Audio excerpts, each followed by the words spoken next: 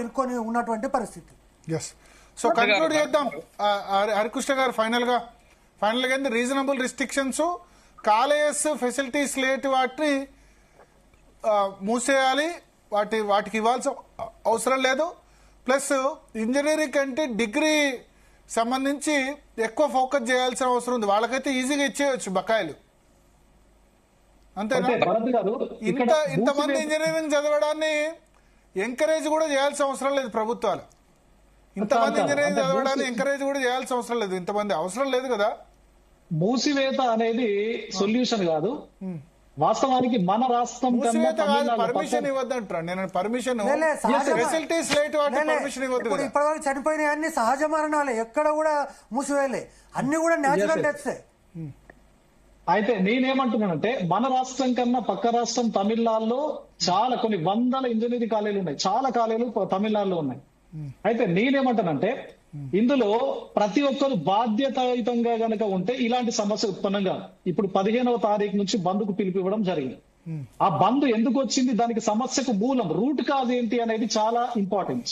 అది ప్రభుత్వం first root cause మీద ఎక్కువ మొత్తం లోపల వర్కౌట్ చేయాల్సిన ఆవశ్యకత అవసరం ఉంటుంది. అంటే ఇంతకుముందు వేణుని చెప్పినట్లు గవర్నమెంట్ షుడ్ బి విజిలెన్స్.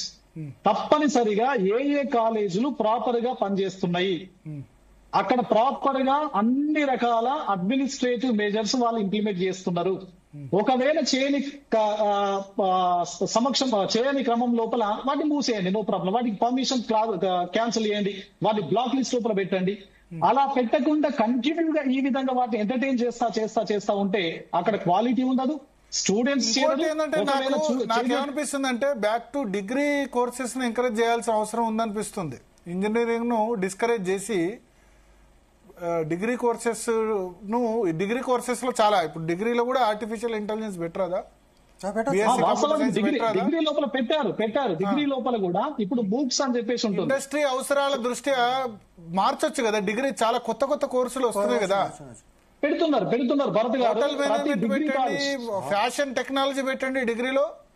అయితే ఫర్ ఎగ్జాంపుల్ భరత్ గారు, ఇప్పుడు మనకు మీరు గాని నేను గాని చదువుకున్నప్పుడు బీజెడ్సీ, ఎంపీసీ, బీకామ్ అంతే మూడే కోర్సు. అయితే ఇప్పుడు ఎట్లా ఉంది అని అంటే మనకు బకెట్ సిస్టమ్ వచ్చింది, సిబిసిఎస్ అని చెప్పేసి బకెట్ సిస్టమ్ వచ్చింది.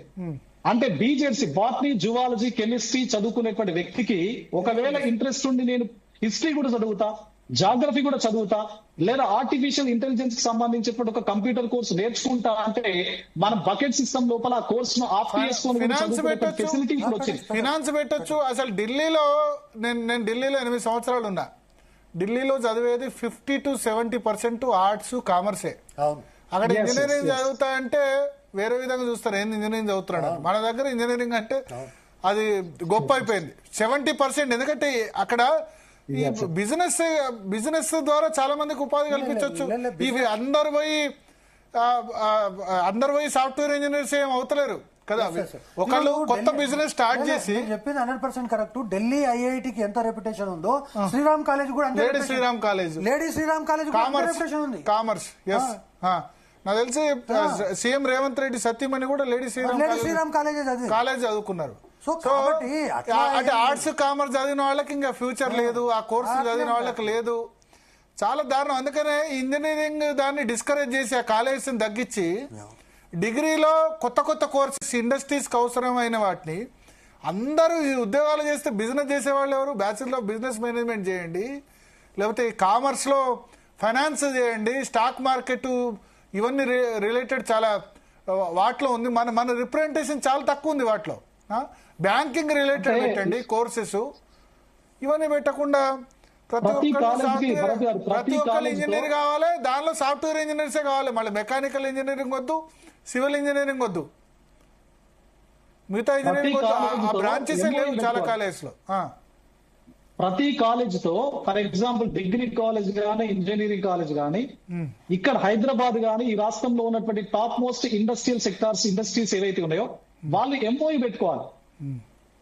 డిగ్రీ కాలేజెస్ తో గానీ, ఇంజనీరింగ్ కాలేజ్ తో గానీ, యూనివర్సిటీస్ తో గానీ ఎంఓఈ పెట్టుకొని అక్కడ వాళ్ళకి ఏం స్కిల్స్ అవసరం ఉన్నాయి, ఏం skilled labour or skilled employees అవసరం ఉన్నదో వాళ్ళని ఇక్కడ తయారు చేసే విధంగా ఒక పాలసీ ప్రాపర్ గా డిజైన్ కావాలి. డిజైన్ కావడమే కాదు, పాలసీ ప్రాపర్ గా ఇంప్లిమెంట్ కావాలి. Okay okay. సో ఇప్పుడు యాక్చువల్లీ ఏంటంటే మీరు చాలా దూరం ఆలోచించారు హరి గారు. వాస్తవమైనటువంటి పరిస్థితి అక్కడ లేదు. అక్కడ పరిస్థితి ఏంటంటే బతిమిలాడి అక్కడ ఉన్నటువంటి ఏదో ఒక ఇండస్ట్రీని తెచ్చి అవసరమైతే 3,000 4,000 ఆఫరింగ్ లెటర్స్ ఇప్పించి ఆ ఆఫరింగ్ లెటర్సే ఉంటాయి తప్ప మళ్ళీ వీడు పోయి అక్కడ ఉద్యోగం అడిగితే అక్కడ ఉద్యోగం ఉండదు. అక్కడ ఆ ఆఫరింగ్ లెటర్ 5 పైసలకు పనికిరాదు. ఇటువంటి పరిస్థితి ఉంది రాష్ట్రంలో. నిజంగా నిక్కచ్చిగా చెప్పాలంటే ఒక 25-30 కాలేజీలు విద్యను అందిస్తున్నాయి. ఇప్పుడు మీరు అవుట్ సైడ్ ది యూనివర్సిటీ అడిగారు. ఈ రోజు కూడా తెలంగాణ ప్రాంతం నుంచి ఆంధ్ర ప్రాంతం నుంచి అమృత యూనివర్సిటీకి వెళ్తున్నారు, విట్కి వెళ్తున్నారు, ఎంఐటీకి వెళ్తున్నారు. కానీ అదే మల్లారెడ్డి యూనివర్సిటీకో ఎల్లారెడ్డి యూనివర్సిటీకో ఏ రాష్ట్రం నుంచి అన్న ఒక్క స్టూడెంట్ వచ్చినట్టుగా నీకు ఆధారం ఉందా? ఎందుకంటే ఇవన్నీ యూనివర్సిటీసే కావు. అంటే ఇప్పటికీ కూడా విట్ కానీ లేకపోతే ఇంకోటి కానీ కొన్ని రెప్యూటెడ్ ఇన్స్టిట్యూషన్స్ మెయింటైన్ చేస్తున్నాయి. ఈవెన్ బెంగళూరులో కూడా కొన్ని కాలేజీలు, రామయ్య కాలేజ్ ఆఫ్ ఇంజనీరింగ్ అటువంటిది ఈ రోజు కూడా ప్రపంచవ్యాప్తంగా విద్యార్థులు వస్తున్నారు అక్కడికి. కానీ మన దగ్గర మల్లారెడ్డి కాలేజీ నుంచి మల్లారెడ్డి యూనివర్సిటీకి పోయేటోడు లేడు. సో కాబట్టి ఇప్పుడు ఉన్నటువంటి పరిస్థితుల్లో ఇంజనీరింగ్ కళాశాలల యొక్క క్వాలిటీ పెరగాల్సినటువంటి అవసరం ఉంది. మీరు చెప్పినట్టుగా కొన్ని లిమిటేషన్స్ పెట్టి మినిమం 50% 50,000 ర్యాంకు వరకు మాత్రమే మేము రియంబర్స్మెంట్ ఇస్తాము. ఇట్లా కొన్ని రిస్ట్రిక్షన్స్ ఇంకా కూడా ఇంప్లిమెంట్ చేసి ఈ యొక్క భారాన్ని ఒకవైపు తగ్గించడం, తర్వాత డిగ్రీ కాలేజ్ తగ్గించాలి. ప్రతి సంవత్సరం జాయిన్ అయిన 3 నెలల్లో పేమెంట్ ఇవ్వాలి. ఈ రెండు కూడా రెండు వైపులా చేస్తే ఇటు విద్యార్థులకు అన్యాయం జరుగుతుంది. అల్టిమేట్ గా వేణుగారు ఏదో చెప్పాలనుకుంటారు. క్లోజ్ చేయాలి, త్వరగా చెప్పండి వేణుగారు. ఒక్క 1 minute సార్. ఇవాళ ఈ భారతదేశంలో రాష్ట్ర ప్రభుత్వాలు కావచ్చు, కేంద్ర ప్రభుత్వం కావచ్చు, అక్షరాస్యత శాతాన్ని బట్టి విద్యా సంస్థలు నెలకొల్పాలి సార్. ఇవాళ తెలంగాణ లోపల 1956 లో ఎంత అక్షరాస్యత ఉన్నది, అలాగే 66 ఎంత శాతం ఉన్నది, 76 ఎంత శాతం ఉన్నది, 86 ఎంత శాతం ఉన్నది, 96 ఎంత శాతం ఉన్నది, 2006 ఎంత శాతం ఉన్నది, 2016 ఎంత శాతం ఉన్నది. ఈ శాతాన్ని బట్టి ఇవాళ డిగ్రీ కళాశాలలు కావచ్చు, ఇంజనీరింగ్ కళాశాలలు కావచ్చు, ఫార్మసీ కళాశాలలు కావచ్చు, ఐటీఐ కళాశాలలు కావచ్చు, జూనియర్ కళాశాలలు కావచ్చు, ఇవాళ ప్రభుత్వం విద్యా సంస్థలు ఏర్పాటు చేసే దిశగా పనిచేయాలి సార్. చేస్తున్నారు సార్? చేయట్లేదు. ఇంతకుముందు మదన్ అన్నాడు ఒక మాట, ఇవాళ మా గవర్నమెంట్ కాలేజీలనే లేరు, స్ట్రెంత్ వస్తలేని చెప్పారు. అది వాస్తవం, 100% మదన చెప్పింది వాస్తవం. ఎందుకు వస్తలేంటే చెప్పాలా సార్, ఇవాళ ప్రైవేట్ కళాశాల లోపల ప్లేస్మెంట్స్ వస్తున్నాయి సార్.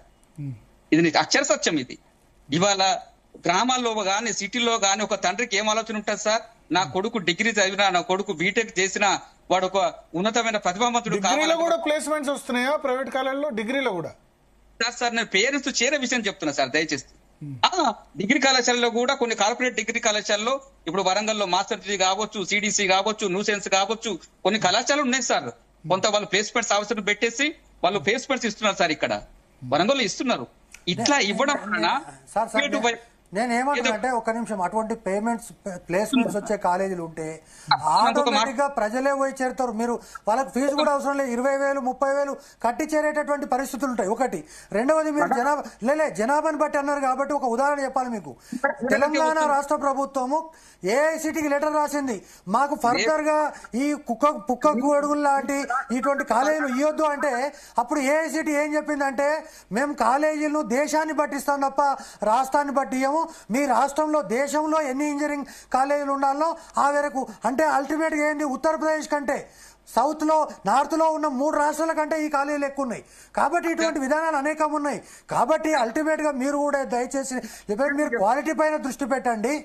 ఖచ్చితంగా ప్రభుత్వం ఫీజు రియంబర్స్మెంట్ పైన దృష్టి పెట్టాలి. అల్టిమేట్ గా విద్యార్థుల శ్రేయస్ కోసం పనిచేద్దాం. థ్యాంక్ యూ ప్రసన్న హరికృష్ణ గారు, వేణుమాధవ్ గారు, అదేవిధంగా మధుసూదన్ రెడ్డి గారు. మొత్తానికి 1, 2, 3 అంశాలు. ప్రభుత్వం ఇవ్వదలుచుకుంటే ఇవ్వండి ఫీజు రియంబర్స్మెంట్. ఈ 3-4 సంవత్సరాలు పెండింగ్లో పెట్టడం కరెక్ట్ కాదు. లేదంటే మా వల్ల చేత కాదు, మేము ఇవ్వలేం, ఇంతమందికే ఇవ్వగలుగుతాం. ఎందుకంటే ఉచితాల్లో మంచి ఉచితం, నేను చెప్పినట్టు ఈ ఫ్రీ బస్సు, కళ్యాణ్ లక్ష్మి, షాదీ ముబారక్ కంటే చాలా మంచి ఉచితం. ఎడ్యుకేషన్ మీద పెట్టే స్పెండింగ్ ప్రతిదీ మళ్ళీ రిటర్న్ వస్తుంది. విద్యా వైద్యం 2 కూడా ఫ్రీ ఇవ్వాలి. అయితే ఈ మంచి ఉచితాల్లో ఇది ఒకటి కాబట్టి ఎంతవరకు అయితే అవుతుందో అంతవరకు ఇవ్వండి. రెండోది, కాలేజీల్ని ప్రతిసారి ఇట్లా సఫర్ చేయడం కాదు. కాలేజీల మీద నింద మోపే బదులు మీరు పర్మిషన్సే ఇవ్వకుంటే, ఎందుకంటే సరే ఇంజనీరింగ్ అంటే ఏఐసిటి ఉంది, బట్ డిగ్రీ కాలేజీలకు పర్మిషన్ ఇవ్వాల్సింది రాష్ట్ర ప్రభుత్వమే. సరైన ఫ్యాకల్టీ లేకుంటే, సరైన ల్యాబ్ ఫెసిలిటీస్ లేకుంటే వాటికి పర్మిషన్ ఇవ్వద్దు, వాటి పర్మిషన్ రద్దు చేయండి. మూడోది రీజనబుల్ రిస్ట్రిక్షన్స్. ఇంజనీరింగ్ సంబంధించి ఎంతమంది ఉండాలో అంతమంది ఉండాలి, కానీ దేశంలో లేని సంబంధించి 1,00,000 ర్యాంక్ వచ్చినా, అసలు పాస్ కాకపోయినా, క్వాలిఫై కాకపోయినా ఇంజనీరింగ్లో జాయిన్ చేయించడం వల్ల ఏం లాభం ఉంటుంది? ఫాల్స్ ప్రెస్టేజ్ తప్ప. తల్లిదండ్రుల మైండ్ సెట్ కూడా మారాలి. డిగ్రీలో కొత్త కొత్త కోర్సులు ఎంటర్ చేయాల్సిన బాధ్యత కూడా ఉన్నత విద్యామండలి మీద ఉంది. ఇవన్నీ కలిపి నిర్ణయం తీసుకుంటే ఈ ఫీజు రియంబర్స్మెంట్ ఈ డైలీ సీరియల్ లాగా 12-13 సంవత్సరాల నుంచి చూస్తున్నాం. కాలేజీల బంద్ అని ఇస్తారు, వాళ్ళు చర్చలు అంటారు, ఎంత కొత్త రిలీజ్ చేస్తారు, మళ్ళీ నడుస్తుంది. సో దీనికి ముగింపు పలకాల్సిన అవసరం అయితే ఖచ్చితంగా కనబడుతుంది. ఇది వాళ్ళ DNA. State to Zee Telugu news.